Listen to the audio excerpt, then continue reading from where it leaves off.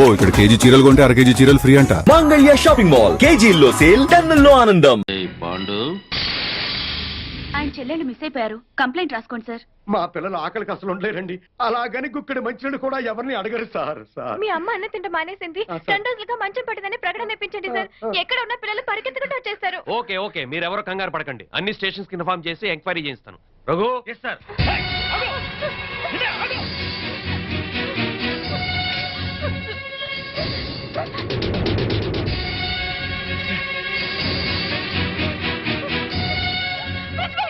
స్వామి వారు హాస్టల్లోనే ఉంటారు. అవును.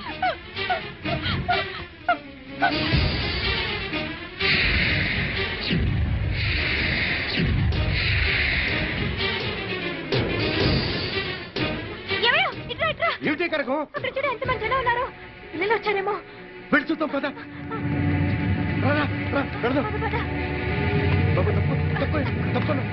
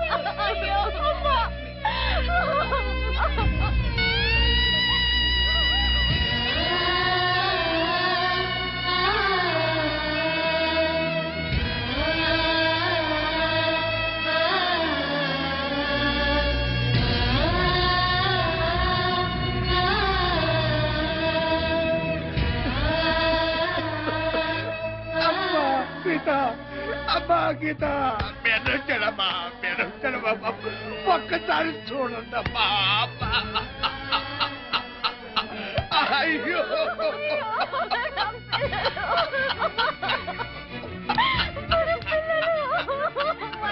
అయ్యో అమ్మా గీత, అమ్మా గీత, మీ అమ్మొచ్చింది ఒక్కసారి చూడండమ్మా.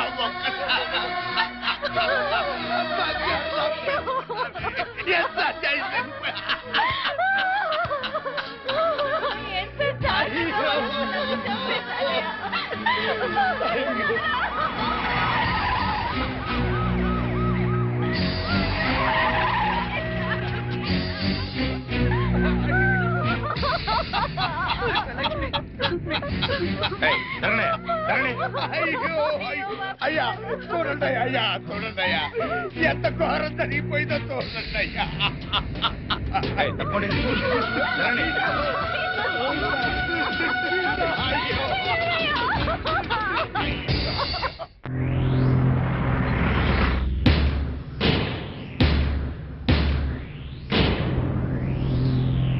సార్, సీతా గీత అనే మెడికల్ కాలేజీ స్టూడెంట్స్ హత్య చేయబడ్డారని నా క్లయింట్ ఆనంద్, అతని తండ్రి Koteswararao, state club owner Bapineedu గారు, ఇంకా ఎవరో ఊరు పేరు తెలియని టాక్సీ డ్రైవర్ కలిసి ఈ హత్యలు చేశారని సిస్టర్ జయశ్రీ గారు సాక్ష్యం చెప్పడానికి వచ్చారు. కానీ ఈ నర్సు జయశ్రీ గారు కాకుండా మరెవరైనా, అంటే మెడికల్ కాలేజీ ప్రిన్సిపాల్ గారు, కాలేజీ ప్రొఫెసర్సో, తోటి విద్యార్థులు, లేక కనీసం సీతాగీతల అన్నావదులైనా సాక్ష్యం చెప్పుంటే ఆ సాక్ష్యానికి ఎంతో విలువనిచ్చేవాళ్ళం. What do you mean? నర్సులు చెప్పే సాక్ష్యాల కోర్టులో విలువ ఉన్నదా? తప్పకుండా సార్. నర్సుగా ఆవిడ సమాజంలో ఒక రెస్పాన్సిబుల్ సిటిజన్. కానీ సదరు జయశ్రీ గారు నా క్లయింట్ ఆనంద్కు ప్రియురాలే. జయశ్రీ గారు, మీరు మెడికల్ కాలేజీ స్టూడెంట్ ఆనంద్ని ప్రేమించారా? గంగిరెద్దులా తలూపుతేలా సమాధానం చెప్పండి. ప్రేమించాను మరి ఆనంద్ మిమ్మల్ని ప్రేమించాడా? అనే చెప్పాడు. అని చెప్పిన ఆనంద్ మిమ్మల్ని తన తల్లిదండ్రుల దగ్గరికి తీసుకెళ్లి మీ ప్రేమ గురించి చెప్పాడా? చెప్పాడు. మీ మీద ప్రేమ లేకపోతే వాళ్ళ దగ్గరికి తీసుకెళ్ళాడు కదా. సో ఆనంద్ మిమ్మల్ని సిన్సియర్ గా ప్రేమించాడు. ఆనంద్ తల్లిదండ్రులు ఏమన్నారు?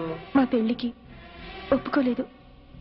సార్, ఒక పెద్దింట్లో పుట్టిన ఒక్కగానొక్క కొడుకు ఒక పెద్దింటి అమ్మాయినే పెళ్లి చేసుకోవాలనే సగటు తల్లిదండ్రుల స్వార్థంతో ఆనంద్ తల్లిదండ్రులు ఈ పెళ్లికి ఒప్పుకోలేదు. 3 ఏళ్ల వీళ్ల ప్రేమ కన్నా 25 ఏళ్ల తల్లిదండ్రుల ప్రేమ గొప్పదని ఫీల్ అయ్యి మన ప్రేమని త్యాగం చేద్దామని చెప్పాడు సార్ ఆనంద్. చెప్పాడా జయశ్రీ గారు? చెప్పాడు. వీళ్ళ ప్రేమ గురించి పెళ్లి గురించి కాదండి case. Here is the point sir. నా క్లయింట్ ఆనంద్కి ఒక గొప్పింటి అమ్మాయితో పెళ్లి ఫిక్స్ అయింది. So what? తనకు దక్కని ఆనంద్ ఇంకెవరికి దక్కకూడదన్న చీప్ ఫీలింగ్ తో ఏ సంబంధము లేని ఈ దంట హత్యల కేసుని నా క్లయింట్స్ మీద రుద్దాలని చూస్తోంది సార్ ఈ జయశ్రీ. అంత అబద్ధం సార్. నిజం నిజం నిజం. అంత ఖచ్చితంగా ఎలా చెప్పగలరు? అంత గట్టి సాక్ష్యాధారాలు ఉన్నాయి కాబట్టి సార్, మీరు అనుమతిస్తే కొన్ని ఇంపార్టెంట్ విట్నెస్ మీ ముందు ఉంచుతాను. ఎస్. నమస్కారం సార్. మీ పేరు? సుధాకర్ సార్. ఏం చేస్తుంటాం? స్టేట్ క్లబ్ లో మేనేజర్ గా పనిచేస్తున్నాను సార్. సరే, ఈ కేసు విషయంలో నీకు తెలిసింది జడ్జి గారికి చెప్పు. ఈ కేసు గురించి నాకేమీ తెలియదు సార్. సీతాగీత అనేవాళ్ళు మాత్రం నాకు బాగా తెలుసు సార్. ఎలా తెలుసు? ప్రతిరోజు మా క్లబ్కి డిస్కో తక్కువ వస్తుంటారు సార్. నిజంగా మా క్లబ్కి వాళ్ళ పెద్ద అట్రాక్షన్ సార్.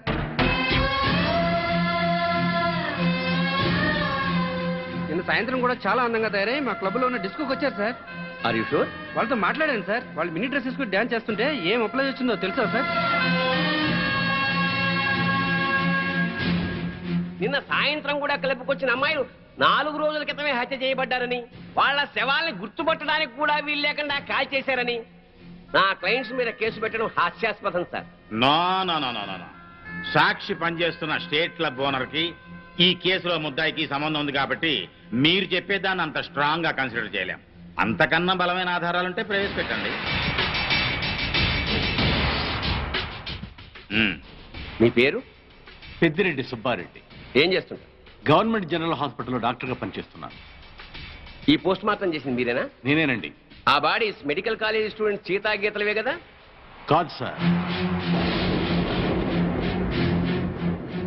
సీతాగీతల వయసు 18 సంవత్సరాలని తెలుస్తుంది సార్.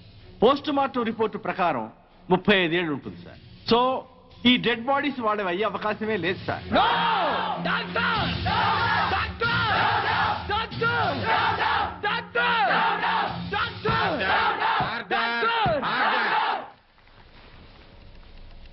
ఒక గవర్నమెంట్ డాక్టర్ ఇచ్చిన పోస్ట్ మార్టం రిపోర్ట్ ఈ కేసులో బలమైన సాక్ష్యంగా భావిస్తున్నాను సార్.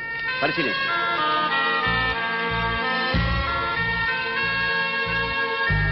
సో నా క్లయింట్ ఈ హత్యలు చేయలేదని, సీతాగీతలో అసలు హత్య చేయబడలేదని తగిన సాక్ష్యాలు కోర్టు వారికి ప్రొడ్యూస్ చేశారు. అంటే నా బిడ్డలు చచ్చిపోలేదా జడ్జి గారు?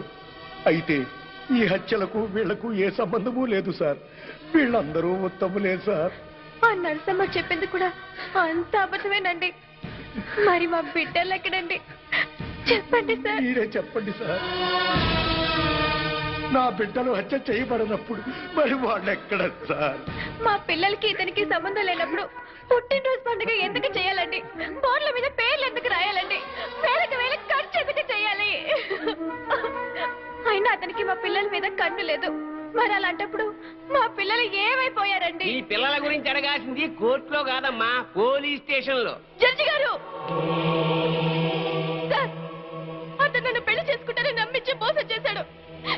నేను చెడిపోయిన దాన్ని, కానీ నాకు మనసు ఉంది సార్. నా మాట నమ్మండి సార్.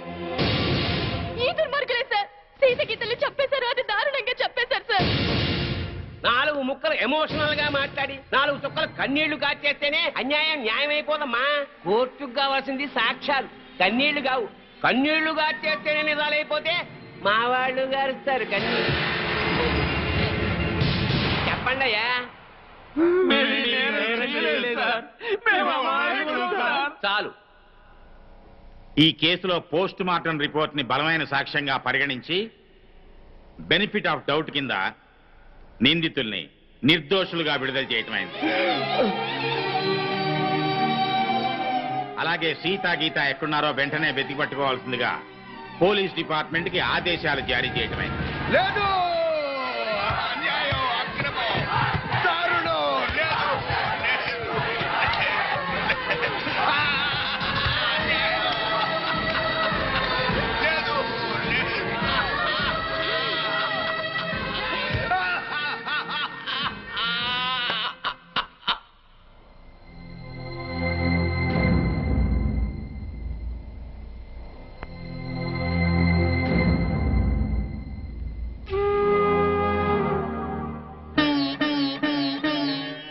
ఆనాటి నీ కళ్ళు అందాల చెల్లెళ్ళు, నీలాల నీ కళ్ళు నిండాయి నూరేళ్ళు. అన్నయ్య అనురాగం చెల్లెళ్ళ మమకారం రాశారు రక్తంతో ఆరాతి దేవుళ్ళు. ఆనాటి నీ కళ్ళు అందాల చెల్లెళ్ళు.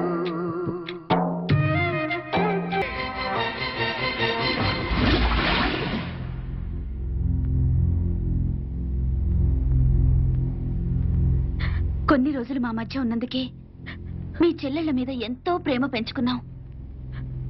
అలాంటి బంగారం లాంటి పిల్లల్ని ఎంత దారుణంగా చంపేశారా దుర్మార్గులు. చావు బతుకుల్లో ఉన్న రోగి మా దగ్గరకు వచ్చినప్పుడు చివరి దాకా పోరాడి ఏ రకంగానైనా బతికించడానికి ప్రయత్నిస్తాం. అలాగే మనకి న్యాయం దొరకనప్పుడు ఏ మార్గంలోనైనా సరే చివరి దాకా మనం అందరం పోరాడాలి. అన్నా నువ్వు అను, వాళ్ళందరంతా చూస్తాం. ఆగండి, ఆగండి. ఇంకా మీరు మా చెల్లెళ్ళ మీద చూపిస్తున్న ఆదరాభిమానాలకి కృతజ్ఞుణ్ణి. మీ అందరి అండదండలు ఉంటే చాలు. ఆ దుర్మార్గుల్ని హతమార్చడానికి మీ బంగారు భవిష్యత్తు నాశనం చేసుకోవద్దు. వాళ్ళ సంగతి నేనే చూసుకుంటాను. మీరేం చేసినా మా అందరి సపోర్ట్ మీకు ఉంటుంది సార్.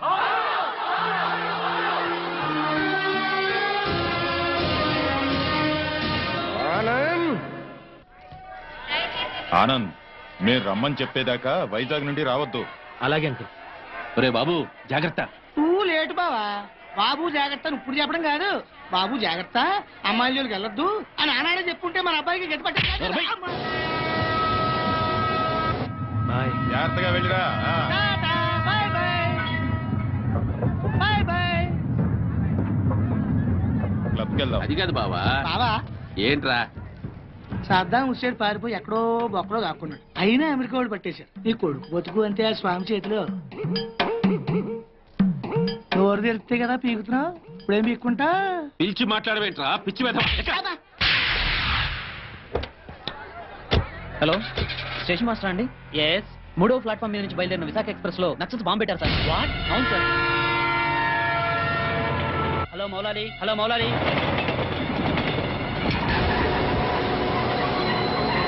ట్రైన్లో బాంబు పెట్టారంటే అందరూ పారిపోండి.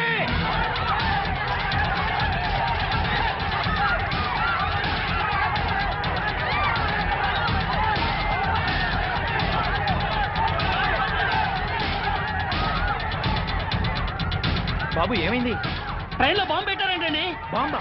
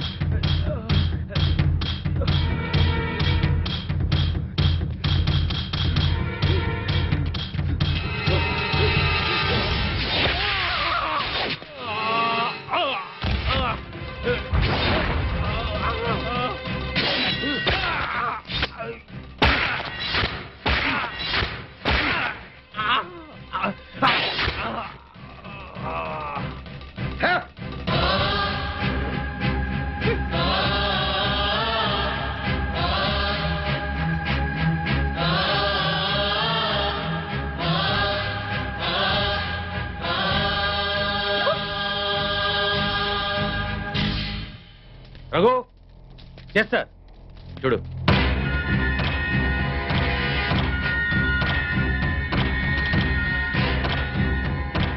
సార్ ఆనంద్ చచ్చిపోయాడు సార్. ఏమిటి సార్ అలా చూస్తున్నారు? మర్డర్ అయిపోయాడు సార్, మర్డరు. అరెస్ట్